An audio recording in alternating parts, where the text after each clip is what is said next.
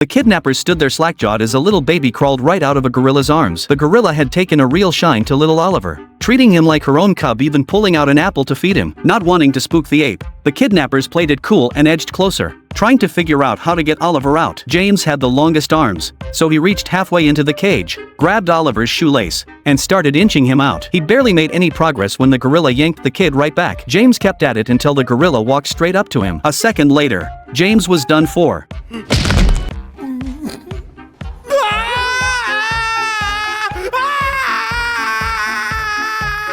Now it was John's turn to step up. He grabbed a mop, stuck it through the bars, threaded it through Oliver's overalls, and lifted him up. Victory was within reach until the gorilla stood up, snatched Oliver back, set him on the ground, and let out a thunderous roar.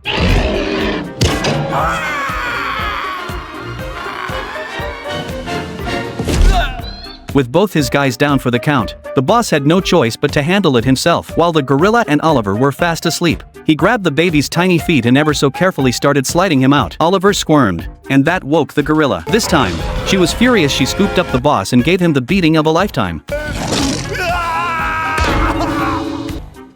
Just then, a side gate swung open. Oliver followed the gorilla into the exhibit area and, under her watchful eye, slipped right out of the zoo. The kidnappers scrambled after him and finally cornered the little rascal inside a drainage pipe. They were about to make their getaway when two cops appeared out of nowhere. The three of them nearly bolted, but to avoid suspicion, the boss stuffed Oliver inside his suit jacket. Big mistake. Oliver went straight for the goods with a vicious claw grip. The boss bit down hard, fighting through the pain. Then he felt a wave of heat down below. Turns out Oliver had found a lighter in the dark. The smell of something burning drifted through the air. The cops shrugged it off, figured someone was having a barbecue in the park, and walked away. Meanwhile, the boss was on fire from the waist down, so focused on not screaming that he didn't even notice Oliver had wriggled free and disappeared into the bushes. Once the cops were gone, the boss opened his jacket and looked down. His lower half was engulfed in flames. One of his guys tackled him to the ground. It was do or die time. No room to worry about the boss's future love life. That's when they realized Oliver had taken off again. The chase was back on.